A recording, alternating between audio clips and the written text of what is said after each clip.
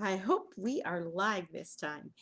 Today is day 2 of The Wait is Over, and today we are going to be talking about energy. Let me just pull this up here. So, as you're dropping in, say hello, let me know uh, where you're from, and say hi so that I know who's here. All right, so I had oh, hi, Tabitha, Shirley. I had, what do you call that? A slideshow, but I can't figure out how to add this slideshow. So we're just going to go with it the way it is. Crazy thing. Anyway, good. All right. So, how do we increase our energy? That's what we're talking about today. So, do you have those days where you feel like you've been run over by a truck in the night? You're ready for a nap after lunch. You feel like you can't get enough sleep. That overall feeling of just complete and total exhaustion. You feel like you can't do another thing, right? Your arms and legs feel like jello. That's kind of a feeling for me. Like, just that kind of jiggly feeling.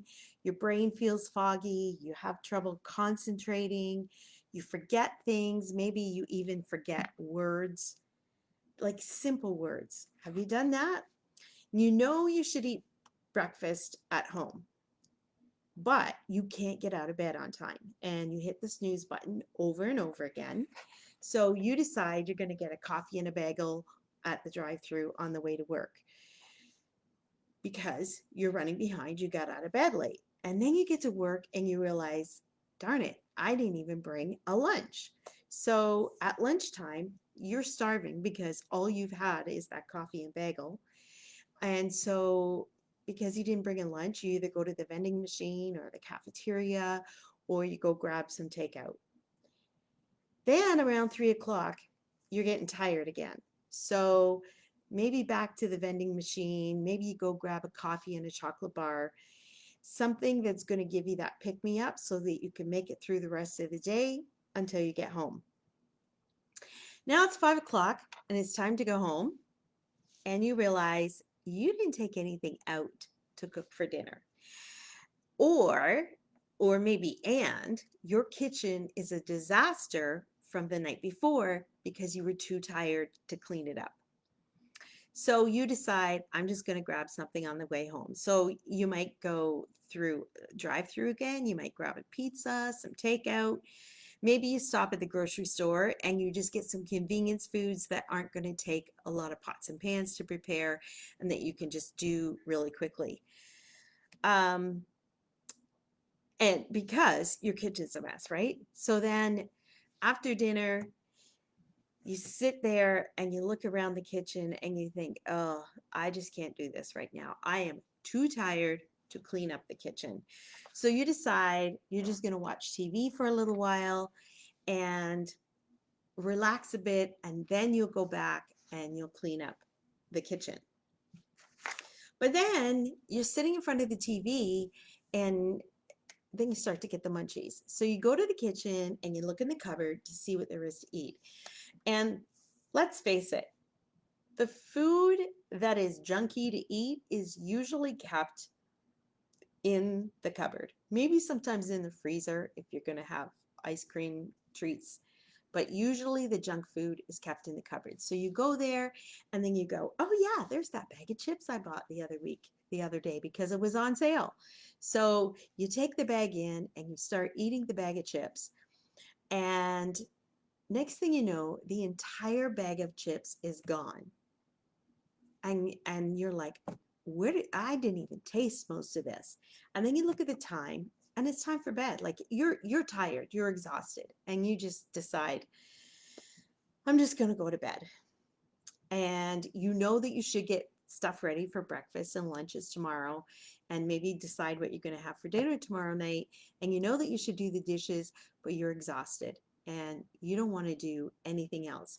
So you go off to bed, ready to start the cycle again tomorrow.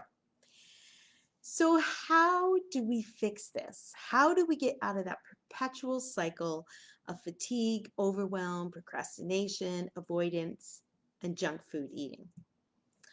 Isaiah 1, verse 19 says, "If you are willing and obedient, you will eat the good things of the land." So, the life of energy starts with willingness and obedience to do what you need to do. And I know it's not easy when you're exhausted, right? And that's why when I work with my clients, we start with small changes. Because if we do way too much, you're going to get overwhelmed and you're going to quit. And that's not what we want, right? So now, this verse, if you're willing and obedient, you will eat the good things of the land. I'm going to look at it in a little different way than what it was intended. So the original intent of the verse is that if you're willing and obedient, God is going to him, that God is going to provide plenty of food. But I'm going to look at it from the perspective of being willing and obedient to eat the good foods. That's where we start. Slowly start replacing the junk food with better choices. So you don't have to do it all at once because it's overwhelming. And the reason why we start replacing that junk food is the junk food, the processed food, the takeout foods that are high in sodium and cause you to retain your water, and quite frankly, not good for you. Lots of carbs, lots of fat, and the sugar. They all are contributing to you feeling exhausted. So when you can start slowly getting rid of the junk food and adding healthier choices, the exhaustion is going to start going away. So if you're willing and obedient to eating the good food, your energy will begin to increase. And then when you start eating better and more regularly, then your blood sugars are going to begin to balance out. Now, our bodies, I wish I could show you the screen share, and I'm going to have to figure this out for tomorrow. But anyway, um, our bodies produce a hormone called ghrelin. So if you have trouble remembering that word, think of a gremlin, okay? So our body produces ghrelin when our blood sugars are too high. And like, especially when you're having the spikes and then the drops in your blood sugar. Ghrelin makes you feel hungry all the time, and it puts your food into fat stores. Once you begin to balance out your sugars and stop the sugar roller coaster of the extreme highs and extreme lows, and you know those lows when you get that hangry feeling, like you're angry and you're hungry. So once we can start getting rid of the junk food and making better choices and having more balanced meals, then leptin is going to start to produce again. So when your blood sugars are all out of control, leptin produces less and less, and then you start producing more ghrelin. So leptin is the hormone that tells your body when you've had enough to eat so that you don't feel hungry all the time. And leptin gives you energy.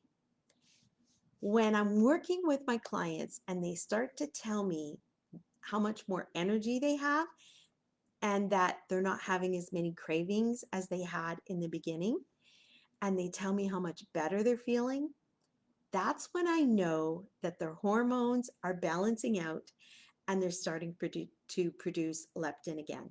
Once that happens, then your body is going to be able to lose weight because then the more leptin you have, the less ghrelin you have. Matthew 14, verse 20 says, "They all ate and were satisfied." This verse is from when Jesus fed the 5,000 with the 5 loaves and the 2 fishes. But I want to focus on the part that says they were satisfied. So it doesn't say they ate until they were stuffed. It says they ate until they were satisfied. Eating too much food can also contribute to you feeling tired. And think about a Thanksgiving dinner or Christmas dinner, going to a buffet, even going out for dinner that has very large servings. Um, People typically overeat on those occasions. Like think about the buffet, and you go up for multiple times because you're it's all you can eat. So you want to eat all you can, right? But the problem is when you do that, what happens afterwards? You get tired. You're stuffed and you get tired and you just want to have a nap. And then So now the next tip to having more energy is to only eat until you're satisfied, not until you're stuffed. So on a scale of 1 to 10, with 10 being so full that you have to unzip your pants, only eat until you're feeling at a 7 or 8, where you're just satisfied. And now remember, yesterday we talked about the 20-minute meal. By having that 20-minute meal, when your brain and your stomach connect and your brain goes, oh yeah, you're full or you're satisfied, if you can do the 20-minute meal, you're going to feel satisfied, right? And then we also talked about chewing the food more and taking smaller bites. Here's another reason why that's important. As I said, it takes 20 minutes for your brain and your stomach to connect. So think about this. If you eat very quickly and you eat within 5 minutes, and then you go up for a second helping and eat in 5 minutes, and then you go for another helping, by the time the 20-minute mark comes, you are stuffed.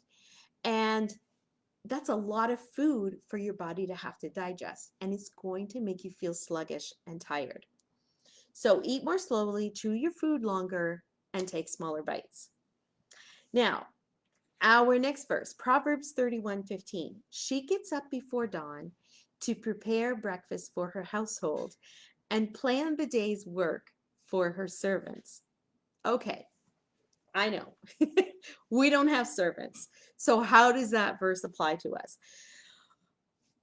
These days, we may not have servants, but we have all of the electrical appliances, electric washing machines, dryers, vacuums, microwaves, toaster ovens, stoves, fridges, freezers.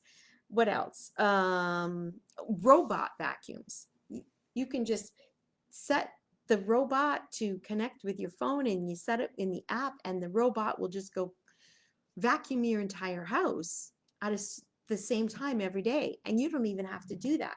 So we have a lot of conveniences today compared to back in Bible times.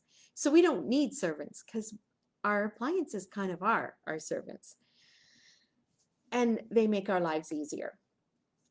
But this verse speaks to me about meal planning and schedules. So this Proverbs 31 woman has a routine of getting up early enough in the morning to prepare a good breakfast. She probably even has time to make the lunches and to plan what she's having for dinner, taking any meat that she needs out of the freezer. Can you imagine how much less stressful life would be if you knew exactly what you were going to eat each day? How much stress would that take off of your shoulders? We talked about the rushed person and the tired person, and where they didn't have time for breakfast, and then they didn't take a lunch, and then they picked up takeout on the way home because everything was a mess. So if your life was a little bit more organized, how much better would that feel? How much stress would that relieve? And maybe you're not a morning person. So um, maybe you want to start doing it the night before. But as you start to have more energy and you start feeling better, then you're going to find that it's not going to be as hard to get up in the morning. But if you're not a morning person, try and plan that stuff the night before. Do as much as you can before you go to bed so that when you wake up in the morning, you're starting off fresh, ready to go. Hey, Kate. Um, so studies have shown that our brains make about 200 food decisions a day. That's a lot of food decisions. Imagine how much easier life would be if you could turn some of those decisions into habits that are second nature. So again, that meal planning and the prep. And it doesn't have to be a big deal. You can keep it very simple, buy what's on sale, and then plan your menu around that. Um, there are certain foods that are always on my grocery list. So I have grocery delivery, but even when I did grocery pickup, um, the app saves your previous grocery list. So now I have kind of a set grocery list and I buy the same things pretty much all the time. So I can just go through and check off the staples that I always get. Then you can also buy the things that are on sale. And then from there, that's where you start planning your meals. So let's say you buy the meats that are on sale. Ground beef is on sale. So what meals can you prepare with ground beef? You could go do tacos, you could do pasta, you could do burrito bowls, you could do an egg roll bowl, you could do shepherd's pie. Like there are multiple things you could do with that. Same as if the chicken's on sale. What meals can you make with the chicken? Again, you could do fajitas, you could do broiled chicken, you could do it on the barbecue. Multiple ways to use the chicken as well. Also, when you're cooking, try to cook extra at every meal. So if you're cooking for 4 people, try cooking enough for 6 so that you have leftovers. So even if I'm cooking ground beef, if the recipe calls for 1 pound of ground beef, cook 2 pounds. Now you have an extra pound of ground beef that's already cooked, ready to be used for a really simple meal, like the spaghetti, the burritos, the taco salad, egg roll bowl, chili. Cook extra chicken, cook extra rice or potatoes or pasta to use in other meals throughout the week. You can also use the leftovers for lunches, for soups, for stews, or even for those nights when maybe you're the only one home or there's just a couple of you home, then you have those leftovers and you can have them for dinner, and that gives you a little bit of food ahead so that you're not and you know what? It's not called leftovers anymore. It's called meal prep. Okay, so don't think of it as leftovers. Think of it as meal prep. But use your imagination. Just don't make it difficult. Start by planning one day at a time. So tonight, what are you going to have for breakfast, lunch, and dinner tomorrow? Because if you start trying to plan 7 days, 14 days, 21 days, a month in advance, you're going to get overwhelmed. It's not going to work the way you want it to because things are going to come up that you forget about, and it's going to mess it all up, and you're going to get overwhelmed and you're going to want to give up. So start out simple and just plan for the next day. So the verse says, she plans the day's work for her servant girls. So like I said, we're not planning for our servant girls, but you can plan what you're going to do for that day. So whether you do it in the morning or the night before or both, it's always good to check your calendar and see what's coming up. Um, do you have any appointments? Is there anything that you need to be prepared for? I like to check mine before bed and then again in the morning so that I don't miss anything. And I put everything on my calendar. Trying to remember everything in your head just adds more stress to your life. So just write everything down on your calendar, and then you don't have to be thinking, oh shoot, when was that? You've got your calendar. You've got reminders that come up on your phone. You can set them for whenever you want the reminders to be. I just use the Google Calendar. Now, remember when we were talking about the messy kitchen? I like to use, I've called this popcorn power when it comes to cleaning my house and cleaning clutter, because clutter also adds to the mental exhaustion and the overwhelm. But so can trying to tackle everything at once. So your kitchen's a disaster and it's going to take you an hour to clean it up. That may be overwhelming for you some days, right? So instead, think of it like popcorn, where you're just doing little pops of things throughout the day, like popcorn, right? Pop, pop, pop. You can do anything for 5 minutes, right? So set a timer and do your dishes for just 5 minutes. You would be amazed at how much you can actually get done in 5 minutes. I used to do this with my kids when they were little, and I set the timer for 5 minutes, and we would rush to do as much as we could. And it was amazing how much cleanup you can do in 5 minutes. When the timer goes off, then you're done. Just just leave it. I did this with a client and it worked really well for her. It was her and her husband and her little girl. She hated doing dishes. So I got her setting a timer and she would do it the do 5 minutes after breakfast because she stayed at home, 5 minutes after lunch, and 5 minutes after supper. What she found was it really didn't, when she kept up with it, it didn't take much more than 5 minutes to do the dishes. So her dishes started to get done. We cleaned out an entire garage in 1 month using the popcorn power method. We had put it off for 4 years and we started to do just 1 or 2 boxes a day. And we didn't do every day, but it was all cleaned out in a month. And that garage was a mess. It had all kinds of boxes. They had been sitting in there all those years and we hadn't gone through them. So we sorted them. We had an area for donations, an area that was garbage or broken or of no use to us, and then another box where we were either repacking because we were getting ready to move, either repacking or putting it where it belonged. When we only did 1 or 2 boxes, sometimes 3 boxes at a time, like we didn't spend a lot of time, then it wasn't overwhelming at all, and we were able to get that done in no time. So let's talk about stress. And I told you yesterday we were going to talk about this. Stress shuts down your digestion. So when your digestion is shut down, you're not going to be getting the nutrients from your food properly, and that's going to contribute to you feeling exhausted. And the reason that your digestion shuts down is because when you're stressed out, your body goes into the fight, flight, or freeze mode. And so your body needs to take all of its energy for you to deal with the stress. And so you can either be in stressed out mode or digestive mode, but your body can't be in both. So when it's in the stressed out mode and your digestion shuts down, your food is going to fat stores. And most of the time, people who are stressed out and have their digestion is not working right because of it, they're bigger around the middle. So you'll notice my arms and my legs aren't that big. Like I don't have that big of a wrist, same as my lower legs.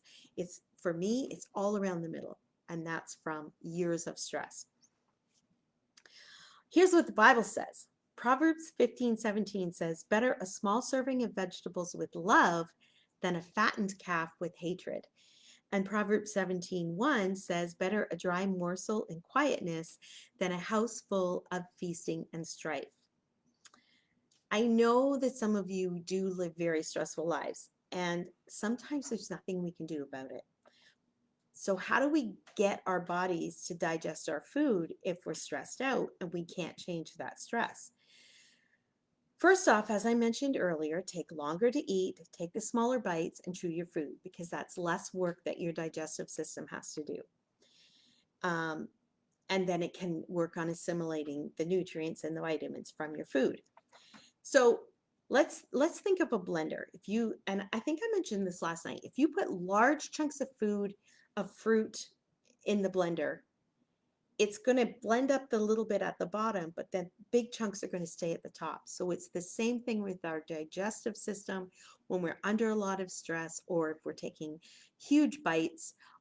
It's like the big chunks of food and it's just going to go to fat stores. So the second way to help with stress is to find some ways to trick your body into feeling relaxed. And that can be done through some deep breathing exercises before you eat, such as there's a 5-5-7 breath where you inhale for 5, you hold it for 5, and you exhale for 7. There's another breathing technique called the box breathing. And so you think of a box and you go across the one side and you count to 4 as you inhale, then you hold for 4, you exhale for 4, and you hold for 4. So any type of deep breathing exercise is going to help calm your body. Think about when you're sleeping and you're calm and relaxed, and that deep breathing that you do, that's the same kind of thing that we're going to do with the breathing. And it's going to fool your body into thinking that it's relaxed. Do that a few times before each meal, and it's going to trick your body into thinking you're relaxed and then open your digestion. And think about saying grace.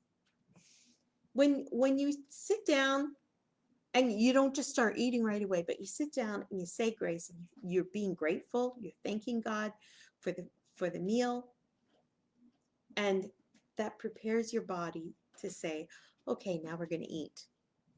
Acts 2 verse 46 says they broke bread in their homes and ate together with glad and sincere hearts. So another way to reduce stress is to be glad and sincere. When you're happy, when your emotions are happy, your body is happy, and therefore you're going to digest your food. So find ways to enjoy your life. Take time to to laugh, be grateful for the people and the things in your life. And again, I understand when there's a lot of stress going on, it may be hard to do that. So you're going to have to be more intentional on being grateful for the little things in your life and the people in your life, and finding things throughout the day to smile at. And you know what? Even if you can't find anything to smile at, just smile. If you're outside, you're at the grocery store, you're walking down the sidewalk, smile at people. Try and have a smile on your face, and you're going to find that completely changes that the way you feel. So even just now, let's be sad, and then you smile and you see the difference. Like you can even see it in my face. And then the last verse today, Proverbs 17:22. A cheerful heart does good like a medicine. And that's what we're saying. Mindset and positivity really do help when it comes to weight loss. That's why the mindset and the positivity is the main focus in my coaching programs. Yes, we work on the diet part, on the eating part, but the main part of what we focus on is the mindset. When you can change your mindset, it's going to change your life. And tomorrow we're going to talk about doing the inner work, and that's going to be talking about the mindset. If that's something that you know that you need to work on, if you know that you need to change your relationship with food, if food has been your master and you feel like you're enslaved by the food like we talked about yesterday, then I invite you to join my membership. And the membership is only $47 a month, and it honestly, you're not going to find anything like it, really. You're going to get one-on-one coaching with me. So you get to have check-ins with me every day, whether that's by email, by Voxer, by Messenger, by text, whatever uh, check-in way works best for you, in a private Facebook group, whatever works for you. You're going to have the opportunity to check in with me every day as you need it, and let me know how your day went. And you can tell me anything that you're struggling with, and I can coach you on it right then and there. A lot of programs have a weekly meeting, whether it's one-on-one or a group meeting. And the problem is you may have a problem on Monday, but your call's not till Saturday. So you've got to wait that entire week to be coached on that problem. 5 days is going to go by, right? Instead, imagine being able to be coached right in the moment. We also work on what's going well in your life, because when you can focus on what's going well, that's going to help you, your overall well-being, that positivity, right? So every day I ask my clients what went well today, and we get in the habit of doing that. If I were to say to you, how did your day go yesterday? And we're talking about your eating, immediately you're going to tell me all the things you did wrong, and you're not going to remember what you did well. So instead, that's what we start with. What went well today? Because then that starts building up that confidence and that self-esteem, and it helps you feel motivated and focused because you start realizing, yeah, I can do this. So we work on that, and any struggles you're having, and then Mondays and Fridays, I also do a teaching video. They're not long. They're usually 5 to 10 minutes long. And then I give a verse of the day and I give some journal prompts, some motivation and affirmation. And so then you have a few days to kind of to watch the video, to do the journal prompts, to just kind of soak it all in and absorb it and apply it to your life. And then you'll get a new video on Friday. But like I said, you still get to check in with me every single day. And Shirley's here. She's done the membership and she's reached her goal. So she'll be able to tell you how well the program is. One of the other girls, when she first started the membership, she was eating sweets every single day because of where she worked. She works at a coffee and donut shop. And so she gets to eat for free there. So it was easy to grab the sweets. And now I think it's been a few weeks since she's had anything like that from work. She's eating healthier. She's feeling better. She's down, I think she said she's down 10.5 pounds. Um, and her mindset is completely different. She's more focused on God and putting him at the center, which is what we're going to be talking about on Thursday. So anyway, if you're interested in that, let me know or head over to fabfitandfree.com, and that is the landing page for the membership, and you can get all the details there. All right. So tomorrow we are going to talk about mindset, and we're going to be doing W.E.I.G.H.T, which is doing the inner work, working on the mindset, because when you work on the mindset and you change your relationship with food, it's going to change your life. All right, thanks for being here today, and I will talk to you tomorrow. Bye.